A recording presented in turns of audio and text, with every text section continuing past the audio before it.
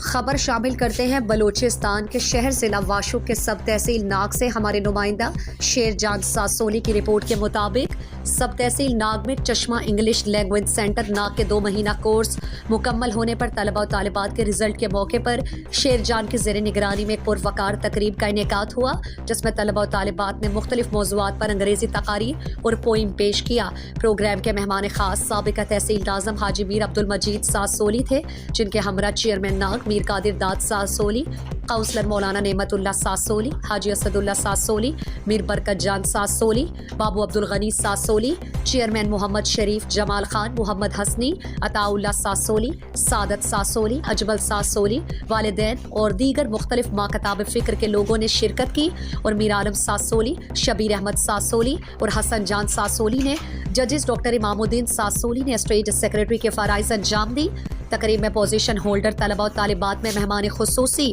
اور دیگر مہمانان نے انعامات تقسیم کی۔ سینئر طلبہ اجمل ساسولی کی طرف سے سینٹر ذمہ دار ڈاکٹر امام الدین ساسولی کو ایک بلوچی کتاب تحفے میں دی گئی اور مہمانان نے اپنے خطابات میں طلبہ و طالبات اور اساتذہ کے 2 مہینے کی بہتر کارکردگی کو سراہتے ہوئے چشمہ انگلش لینگویج سینٹر کے ساتھ ہر قسم کے تعاون کرنے کی یقین دہانی کی اور آخر میں لینگویج سینٹر کے عبدالسلام ساسولی نے تمام مہمانان کا شکریہ ادا کیا۔